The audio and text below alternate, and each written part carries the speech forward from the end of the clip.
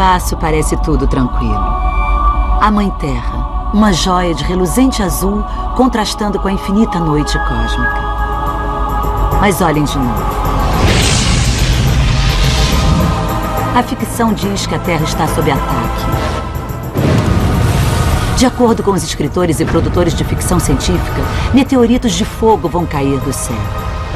Tempestades violentas vão varrer a Terra. Bactérias assassinas vão destruir a raça humana. E os computadores, essas máquinas que construímos para nossa serventia, se voltarão contra nós em sórdida rebelião. Em filmes como A Síndrome da China e Waterworld, a humanidade é ameaçada por um mal em potencial. Será que a ficção está certa? E se já estamos enfrentando o juízo final, como a ciência pode ajudar?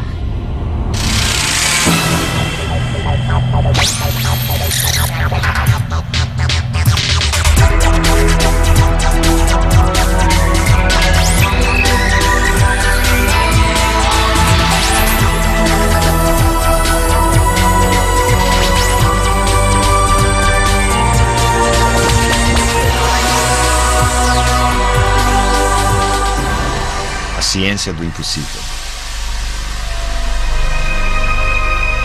Enfrentando o juízo final.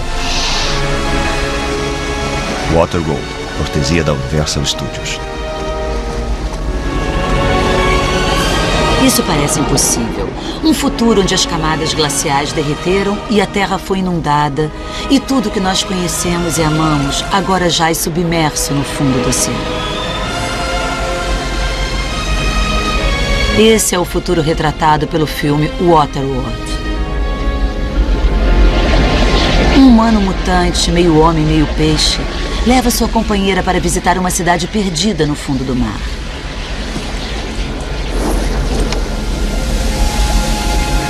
Mas, de acordo com alguns especialistas em meteorologia, um planeta inundado é apenas uma das muitas ameaças climáticas que a Terra enfrenta.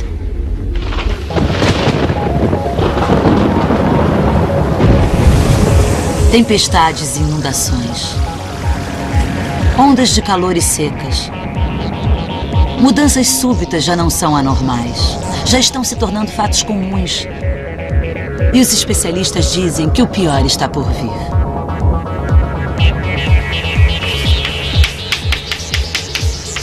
Um cientista que passou anos estudando as mudanças climáticas do mundo é o meteorologista da NASA, Tony Dell Jr. Não é inconcebível que estejamos sendo arrastados para um clima expressivamente diferente devido a algum fato experimentado na história humana. Estamos perturbando o clima de forma jamais vista e nós não temos condições de prever todas as consequências possíveis. Qual a razão para essa revolução?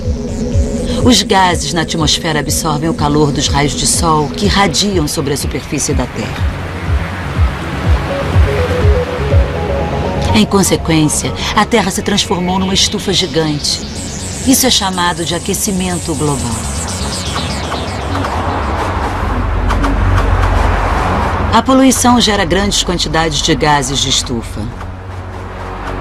O aquecimento global vem piorando e a temperatura subindo. Os cientistas agora esperam um aumento em torno de 10 graus nos próximos 100 anos. O aquecimento do planeta provoca reações bizarras no clima. À medida em que avançamos para o futuro, pelo que tudo indica, veremos muito mais do que chuvas torrenciais. E, ao mesmo tempo, veremos crescer as situações de seca e talvez até períodos mais longos de estiagem. E o que nós teremos no final será um saldo de condições anormais, maior do que o de normais em ambos os extremos. Mais chuvas e mais secas que o normal. O clima da Terra pode estar nos declarando guerra, mas nem todo mundo está de braços cruzados.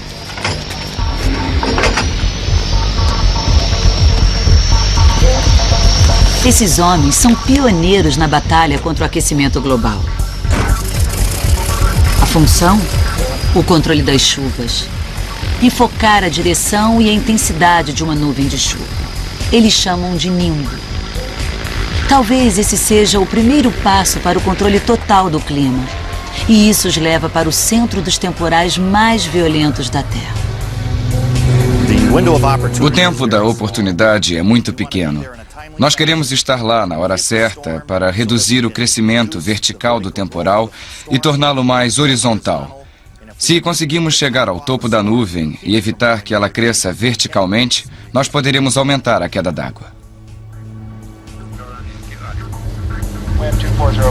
Quando o avião se posiciona, Pat Sweeney dispara uma moderna arma secreta que provoca chuva, um tipo especial de chama pirotécnica. Cada chama contém milhões de diminutas partículas de iodeto de prata. A água congela em contato com cada partícula e a nuvem fica cada vez mais pesada, até que desaba do céu em forma de chuva. 1 grama de iodeto de prata pode produzir 1 bilhão de pingos de chuva.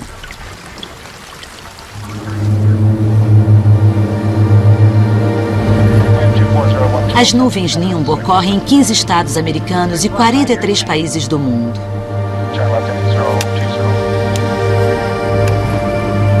E a ciência que estuda a nuvem Nimbo deve produzir meios para um contra-ataque mundial do aquecimento global.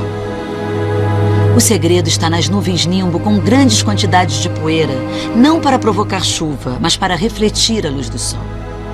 O meteorologista da NASA, Tony Del Genio, explica. Alguém poderia prever a possibilidade de tentar contrabalançar o aumento do efeito estufa, lançando mais e mais partículas na atmosfera. E todas essas partículas teriam o efeito de refletir a luz do sol, tornando assim a Terra mais brilhante, que teria um efeito de resfriamento. Nós teríamos que lançar essas partículas bem alto na atmosfera, acima de todas as nuvens chuvosas, porque essas nuvens varreriam as partículas da atmosfera, limpando a atmosfera.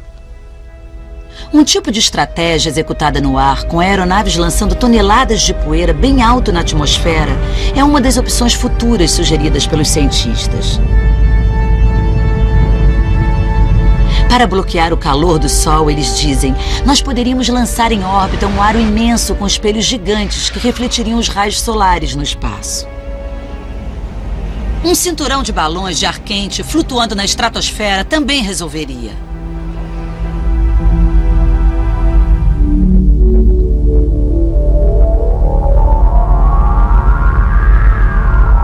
Mas é claro, opções como essas só podem minimizar os efeitos do aquecimento global. Se quisermos evitar uma catástrofe durante o próximo século, os meteorologistas dizem que teremos que eliminar as causas do aquecimento global. E isso implica em reduzir os níveis dos gases que absorvem o calor do Sol na atmosfera. Gases como o dióxido de carbono. Levar isso a cabo e efeito implicaria em mudanças no nosso modo de viver. Olhando para uma grande cidade como Nova York, poderíamos imaginar uma vida sem carros, sem aquecimento central, sem ar-condicionado e talvez até sem eletricidade. Para muitas pessoas, isso seria voltar à Idade da Pedra. Simplesmente inaceitável. Mas agora, os cientistas dessa companhia em Vancouver, Colômbia Britânica, descobriram um jeito menos doloroso de eliminar a emissão desses gases. A solução deles para o aquecimento global não mudaria nosso estilo de vida, mas pode mudar nossas vidas infinitamente e para melhor. Isso vai mudar a nossa vida. Isso será como um microprocessador. Isso fará pela energia o que os microprocessadores fizeram pela computação. Nossa futura salvação pode depender disso. Uma célula combustível. Seus criadores dizem que pode ser usada para tudo, desde simples aparelhos eletrodomésticos até automóveis. E o combustível que ela usa é uma das substâncias mais abundantes no universo, o hidrogênio. A beleza da célula combustível é a sua relação harmoniosa com o meio ambiente. Ela não libera nada. No motor de combustão interna, você queima combustível a cerca de 1.500 graus e isso produz o óxido de nitrogênio, o óxido sulfúrico e outros monóxidos de carbono, e esses produzem outros óxidos por causa das reações em altas temperaturas. Enquanto que com a célula combustível, há uma combinação eletroquímica do hidrogênio e do oxigênio, que produz eletricidade sem combustão em alta temperatura. O próprio processo não produz poluição. A célula de hidrogênio já está literalmente nas ruas. Esse ônibus tem um motor elétrico movido à nova célula. É um dos 6 protótipos que em breve serão uma visão comum nas cidades de todo o mundo. Os motores são 2 vezes mais eficientes do que os convencionais motores a combustão. Eles podem circular com uma única carga 400 quilômetros. E era isso que nós esperávamos da célula de hidrogênio. Ela tem a habilidade ou o potencial de mudar as nossas vidas, não apenas por ser limpa, não apenas por ser eficiente, mas porque será usada como fonte de energia de muitas formas diferentes e irá se tornar ubíqua. Mas a célula de hidrogênio não conseguirá amansar a natureza. Os efeitos do aquecimento global ainda continuarão por muitas gerações. Mas no momento, a energia baseada no hidrogênio pode ser a única chance imediata que nós temos de evitar o tipo de catástrofe retratada em filmes como Waterworld.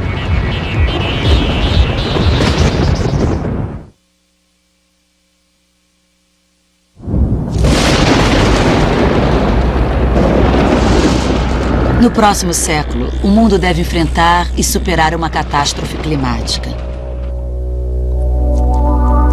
Mas existe uma outra inimiga natural ameaçando a raça humana. Uma inimiga mais velha que o próprio tempo e mais perigosa do que qualquer tempestade violenta. A doença.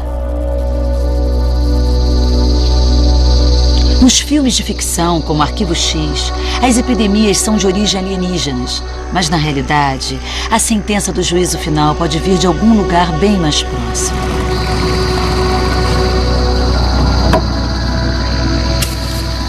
Nas reservas da floresta chuvosa da América do Sul, está se desenvolvendo um exército de micróbios assassinos. São mutantes cada vez mais fortes.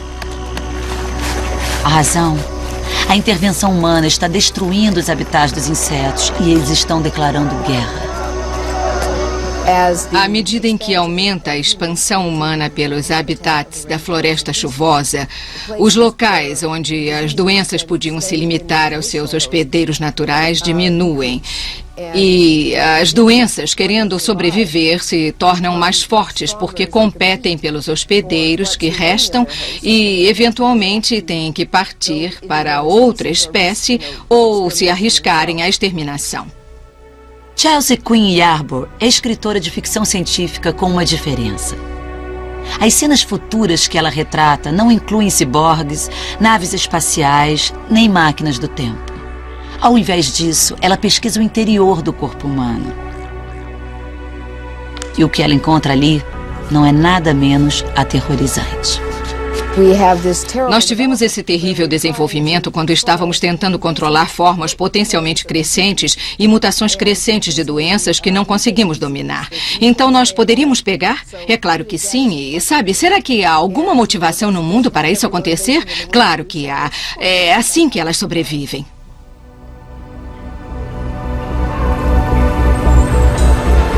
Em todas as cidades do mundo, as doenças infecciosas estão crescendo.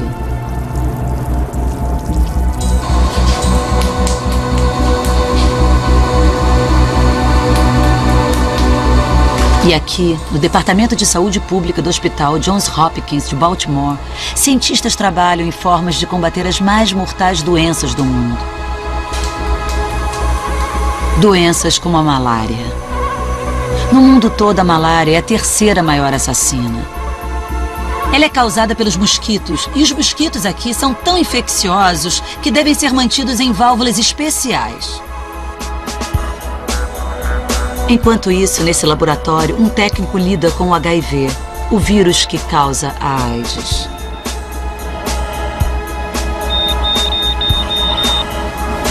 No Johns Hopkins, esse laboratório é rigorosamente restrito. Como qualquer estudante secundário sabe, as doenças infecciosas são causadas por 2 agentes diferentes: as bactérias e os vírus. O Dr. John Bartlett vai explicar. Existe uma grande diferença entre bactéria e vírus em termos de doenças que eles podem causar, como eles são e como tratamos. Como definição prática, a diferença entre eles é que a bactéria é relativamente fácil de tratar e os vírus são mais difíceis. As bactérias são criaturas vivas. São relativamente fáceis de isolar e matar. Mas os vírus não são criaturas vivas como as bactérias.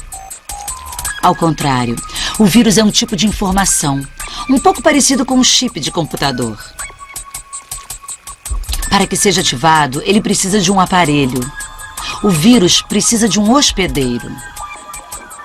Uma vez que tem um hospedeiro, ele começa a se alastrar, se multiplicando. Vai tomando conta do hospedeiro até levá-lo à morte.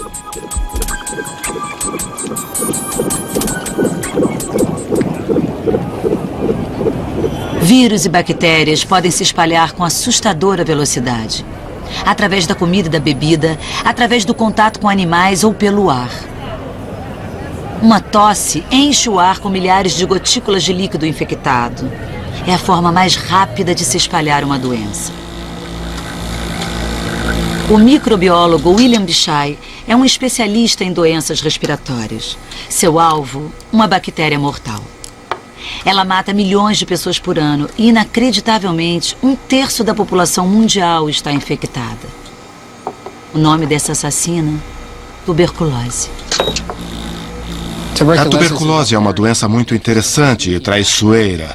Ela pode entrar no nosso corpo pelo aparelho respiratório e ali permanecer adormecida e esperar até que nossos corpos estejam enfraquecidos. E o número de pessoas infectadas com essa forma latente de doença em que o organismo está em você, mas inativo, é astronomicamente alto. Cerca de 1/3 da população mundial tem uma infecção de tuberculose latente, carregam o risco da doença ser ativada em algum momento de suas vidas. Uma vez que a tuberculose esteja ativa, ela é altamente contagiosa, como certa vez foi constatado por um grupo de infelizes passageiros. Em 1994, uma mulher que não sabia que estava doente tinha uma tuberculose ativa e voou de Honolulu para Baltimore e depois de Baltimore para Honolulu. Ela pegou 4 voos diferentes nessa viagem e dos passageiros presentes no último voo da viagem, 30% foram infectados por contágio. Então, a simples exposição a alguma pessoa num avião pode transmitir a tuberculose.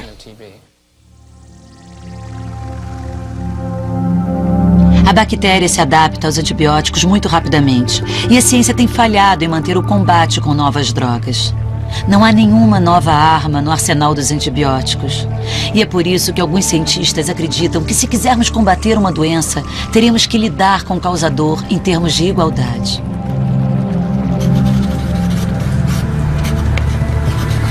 Nesse laboratório da Universidade de Evergreen, que fica em Seattle, os cientistas estão trabalhando em meios de conseguir isso.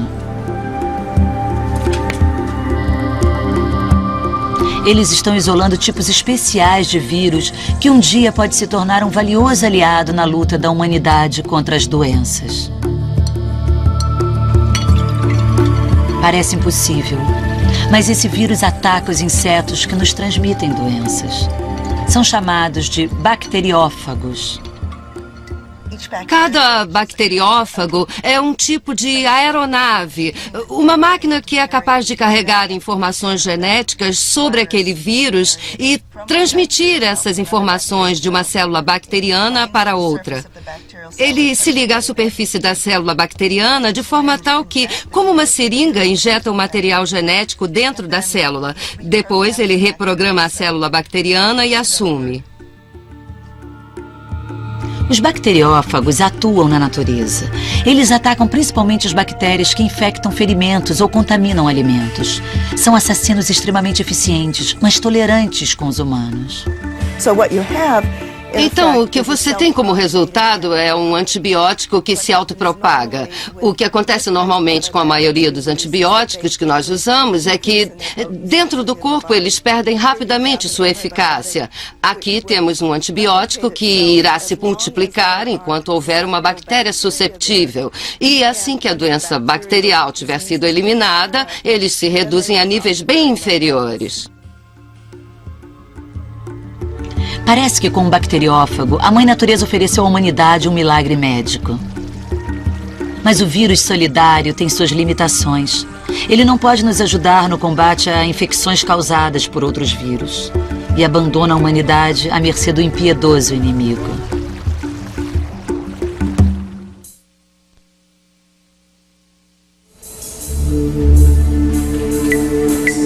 Isso não parece nada demais. Uma bancada de computadores num pequeno recanto do laboratório de jato propulsão em Pasadena, Califórnia. Mas as informações reunidas nessa sala podem um dia representar a nossa única defesa contra o esquecimento. As pessoas aqui são astrônomos. Fazem parte de um pequeno e dedicado grupo que, sem perceber, se tornou os olhos e os ouvidos do mundo. Vasculhando o céu em busca de um perigo que possa nos atacar a qualquer momento e sem avisar. Essas pessoas caçam asteroides e a líder é Eleanor Helin. Esses objetos se movem em órbita em torno do Sol e, obviamente, do mesmo modo que a Terra, chegam perto, ou às vezes perto demais, e depois retornam ao ponto de partida. Essas órbitas são alteradas com o tempo e podem se tornar uma ameaça para a Terra quando se aproximam ou, de fato, se encontram num curso de colisão com a Terra.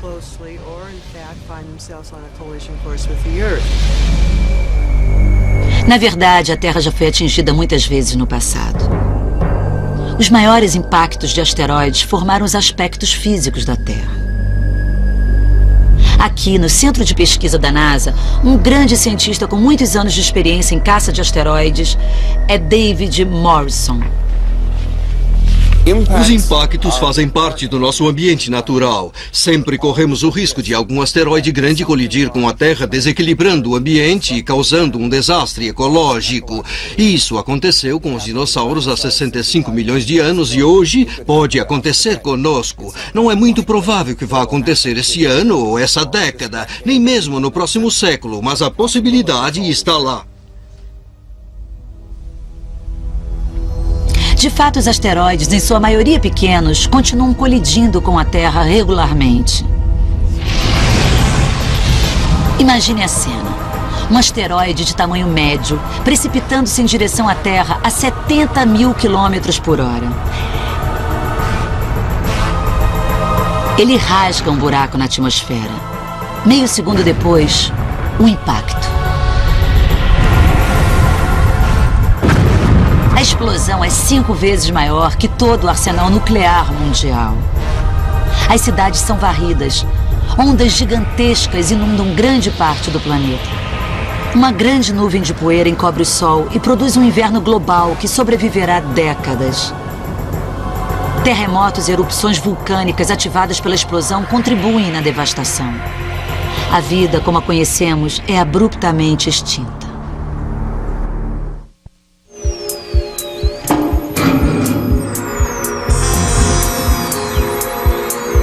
Então, o que a humanidade pode fazer para se defender de tal ameaça? O primeiro passo é a prévia identificação. Os astrônomos do Laboratório de Jato Propulsão usam telescópios ópticos equipados com câmeras digitais. Junto com a rotação da Terra, o telescópio também se desloca. Para a câmera, as estrelas parecem fixas. Qualquer objeto em movimento detectado pela câmera é um possível asteroide. O rastreamento visual é um trabalho lento e árduo e não pode prever com muita antecedência a vinda de um objeto em direção à Terra. Então, os caçadores de asteroides no laboratório de jato propulsão estão começando a utilizar uma outra tecnologia que nos dará mais tempo. Uma tecnologia que lembra mais a Guerra Fria do que a ciência pacífica da astronomia. Eles estão começando a caçar asteroides com radar. O radioastrônomo Steve Ostrom.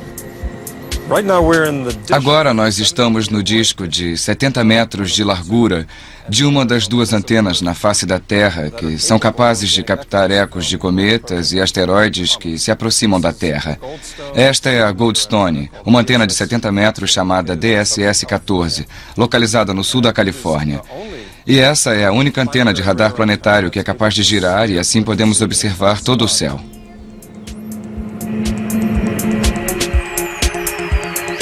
A leitura do radar permite uma visão detalhada de muitos asteroides, identificando suas formas estranhas e seus comportamentos estranhos. O que o radar pode fazer é reduzir todas as dúvidas, tanto em casos imediatos quanto num futuro distante. Se um objeto está numa rota de colisão com a Terra, deve atingi-la daqui a meio século ou um século. Sem o radar, não estaríamos cientes disso até que estivéssemos a apenas uma década da colisão. Com o radar, podemos tomar conhecimento imediato e assim predizer a colisão com antecedência de, quem sabe, séculos.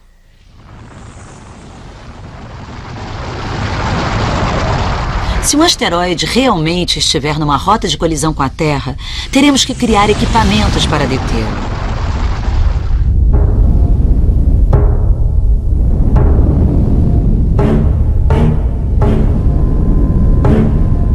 A ficção científica tem nos proposto muitas ideias.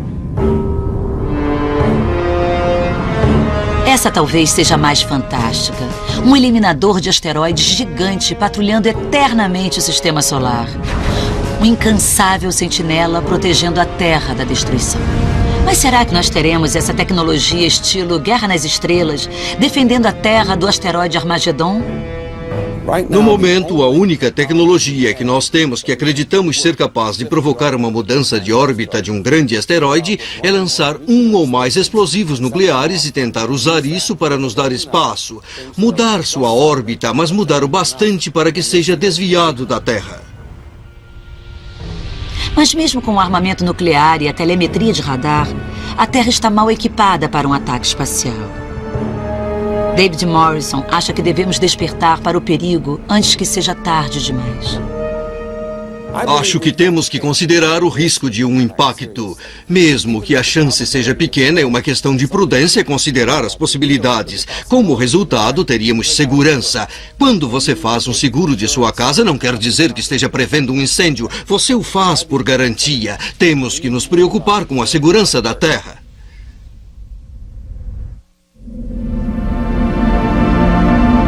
Na ficção científica, a maior ameaça à humanidade geralmente recai sobre a guerra nuclear. Mad Max, o Planeta dos Macacos, o Exterminador do Futuro. Todos tiveram uma solução própria para lidar com o holocausto nuclear e suas consequências. 3, 2, 1.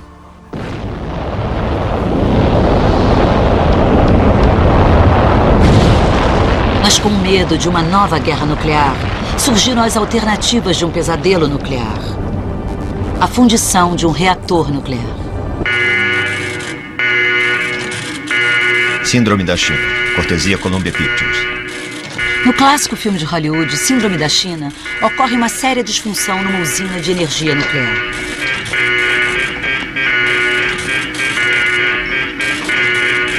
O que foi? Falha na turbina? É, ok.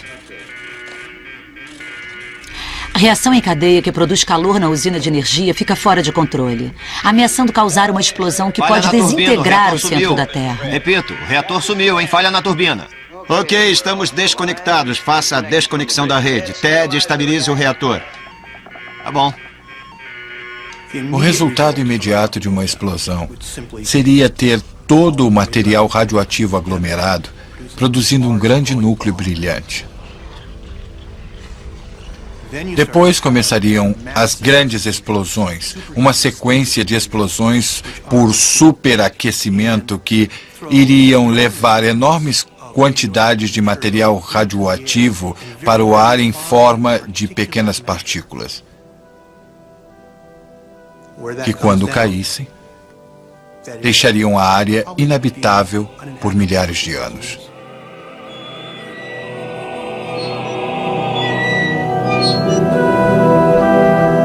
Michael Swanwick, escritor de ficção científica que se especializou na exploração do futuro após a explosão. Então, inevitavelmente, o estado ficaria vazio, desabando em ruínas.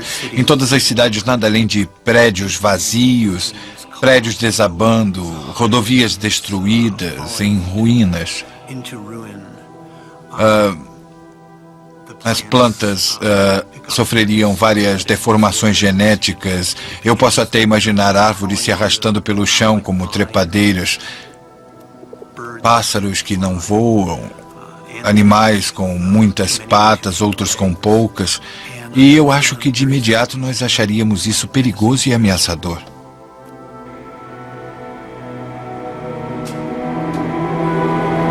Embora filmes como A Síndrome da China permaneçam como ficção, os acidentes em usinas nucleares de fato ocorrem e com certa regularidade. A maioria insignificantes, mas quando alguma coisa séria sai errado, as consequências são devastadoras. Em 1985, num lugar chamado Chernobyl, na Ucrânia, houve um acidente fatal. Uma grande explosão lançou toneladas de partículas radioativas na atmosfera. Isso causou uma contaminação global. O engenheiro nuclear Frank Kongel. Os sistemas de segurança usados na maioria dos reatores ocidentais permitem estágios de controle. Então, se tudo mais falhar, você tem como reduzir o material que será descarregado na atmosfera, o que não aconteceu em Chernobyl. Os reatores nucleares geram calor aumentando átomos de material radioativo como urânio. Esse processo é chamado de fissão nuclear. Mas uma vez a fissão iniciada, é difícil de parar. Os átomos continuam dilatando, o calor continua aumentando. E é por isso que as pessoas consideram essa técnica mais do que assustadora. Mary Olsen é uma vigilante nuclear independente. O que ocorre dentro do núcleo de um reator é basicamente o que ocorre dentro de uma estrela. Isso não faz parte do planeta. E eu vejo como sorte, dado o número de reatores no planeta, hoje mais de 400, que não tenhamos tido outros acidentes nesse processo. Mas como os reatores continuam operando e estão envelhecendo, o próprio aparelho vai começar a se deteriorar e perder resistência. Com o passar do tempo, as possibilidades de um novo acidente crescem ao invés de diminuírem. Mas a Mãe Terra talvez não tenha que se preocupar com isso por muito tempo. Se os cientistas desta usina estiverem certos, existe uma forma alternativa de energia nuclear que pode tornar o risco de uma explosão uma coisa do passado. No teste de reatores da JET, perto de Oxford, Inglaterra, os cientistas estão desenvolvendo um sistema de energia completamente diferente da fissão nuclear. Ele é chamado fusão nuclear. A fusão funciona aquecendo diferentes partículas de hidrogênio a temperaturas super altas. Quando estão superaquecidas, as partículas se fundem, liberando enormes quantidades de energia. Nós temos que achar um meio de levar essas partículas a temperaturas extremamente altas, 200 milhões de graus centígrados. A essa temperatura, a substância passa para outro estado, o estado de célula-plasma. Nos últimos anos, aprendemos como controlar a maior parte do processo, como aquecer o plasma à temperatura necessária e como armazenar. E agora estamos prontos para seguir e mostrar o que isso representa em termos de fusão. O reator JET ainda está em fase experimental. Só pode gerar energia por alguns segundos de cada vez. Mas para Alan Gibson, tal realização é significante. Para nossa alegria, esse reator funcionou muito bem. De acordo com as expectativas, produzimos energia por fusão. 16 megawatts numa vibração que durou cerca de 1 segundo, 4 numa vibração que poderia ter durado o tempo que quiséssemos, mas optamos por desligar nos 4 segundos. Isso é um avanço. A fusão nuclear é uma energia altamente eficiente e nada agressiva para o meio ambiente. Mas o principal é que a fusão nuclear é extremamente segura. No futuro, reatores desse tipo jamais poderão explodir. Engenheiro Derek Stork. Nós acreditamos que o processo da fusão nuclear seja de fato seguro. Um dos pontos mais importantes sobre a fusão nuclear é que existe apenas uma pequena quantidade de energia ativa dentro da câmara do reator, apenas o suficiente para uma reação de meio minuto. Então, se alguma coisa falhar, é fácil controlar. Sem explosões, sem contaminações. Parece que a ciência achou a solução para o perigo em potencial da energia nuclear. Mas resta um problema: tempo. Antes de tudo, nós precisamos de um reator experimental gerando energia por fusão e que se mantenha aquecido, ou seja, autoaquecimento. Só depois poderemos partir para uma produção em usinas de energia. Cada um desses estágios leva aproximadamente 15 anos. Por aí nós podemos ver que vai demorar uns 30 ou 40 anos antes que as novas usinas de energia possam dar sua contribuição para a nossa economia.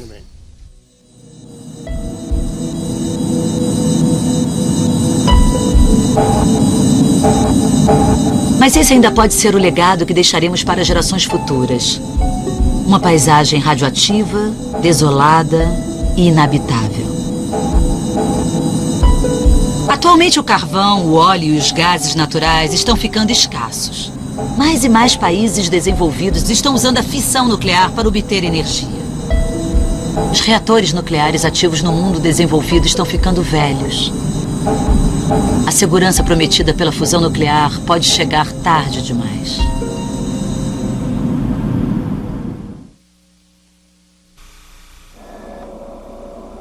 Olá, Hall, está me ouvindo?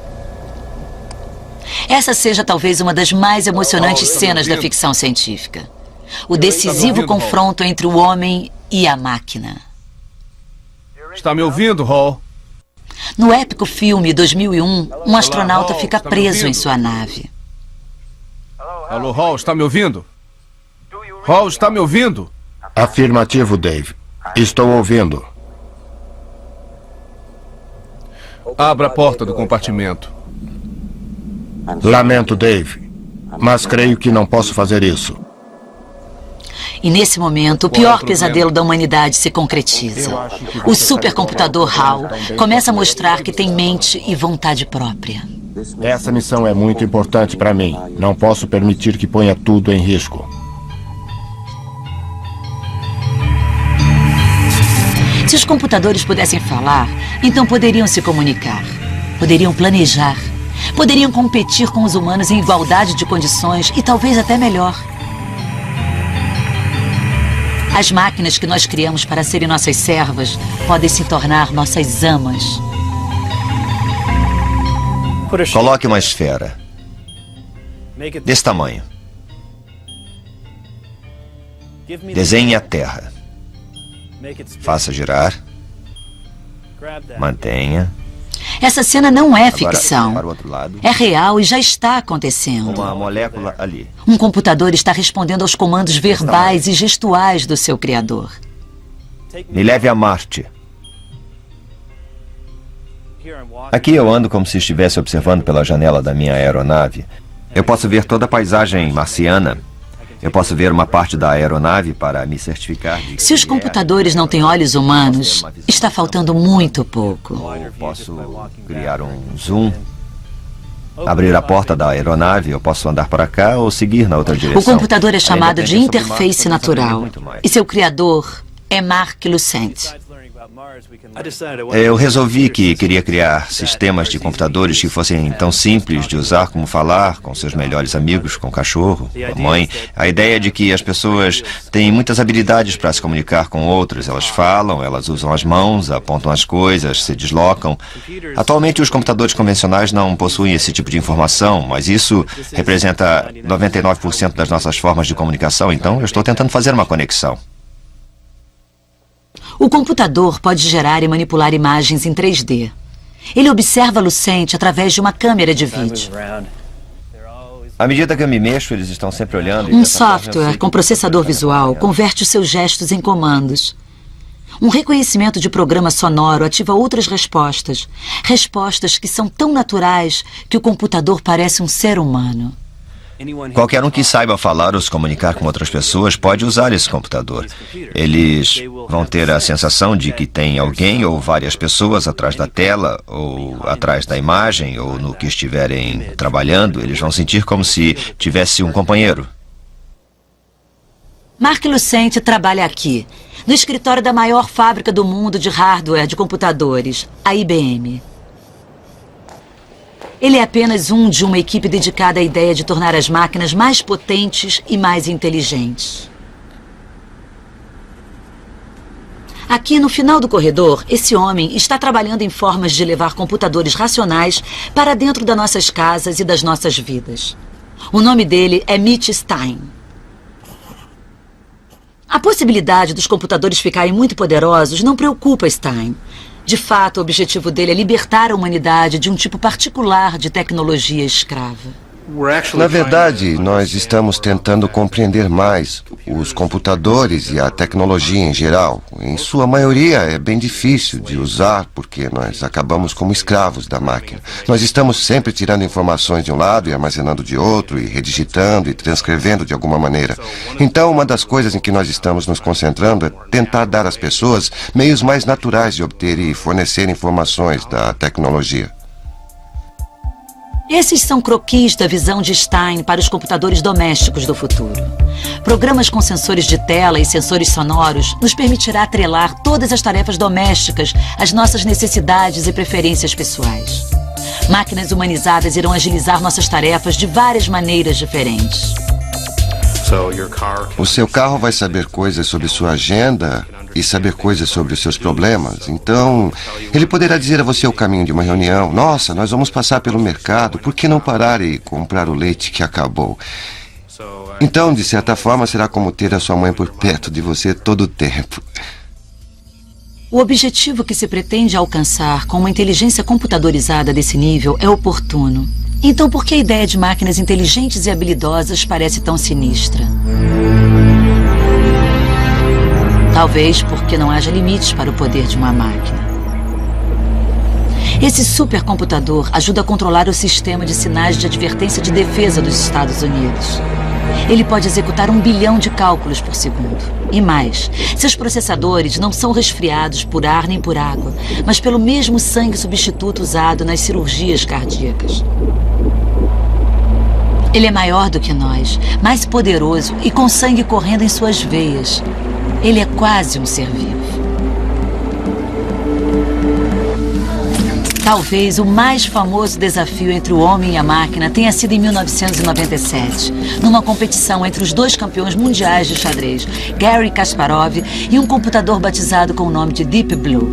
O homem que forneceu todas as informações do jogo para Deep Blue foi Murray Campbell, da IBM. O Deep Blue não se cansa, não se distrai, permanece concentrado a cada jogada e, embora ele nem sempre passa a melhor opção, oferece sempre uma jogada difícil de contra-atacar. E depois de uma longa série de partidas, eu creio que o Garry Kasparov acabou se cansando e não conseguiu manter sua concentração e perdeu.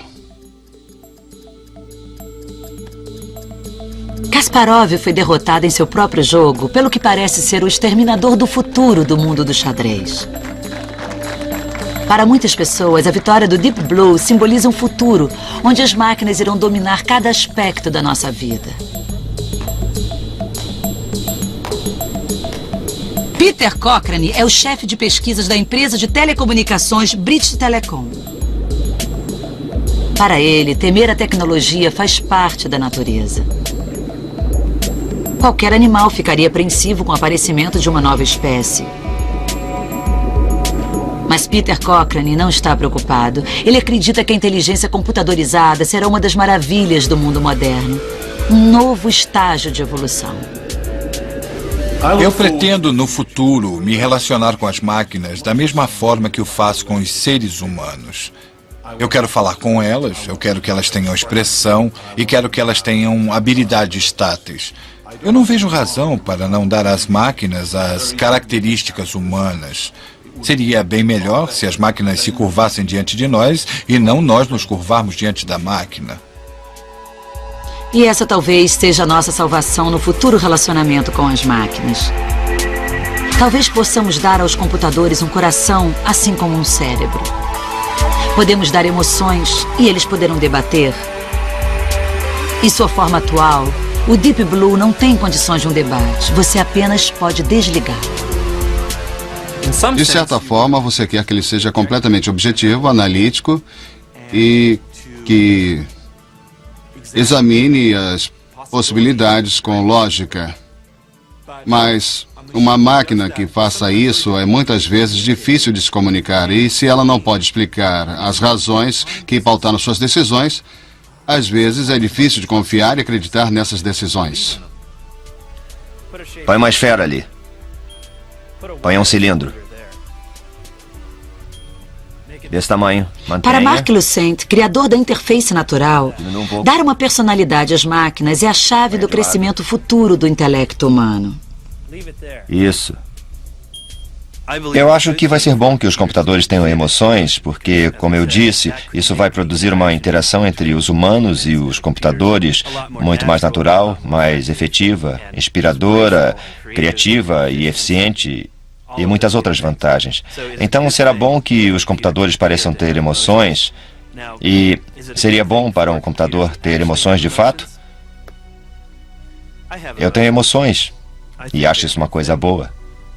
Portanto, os computadores também devem gostar. Na ficção científica, as profecias se multiplicam. Na verdade, o homem continua vivendo nas sombras das ameaças, tanto naturais quanto artificiais.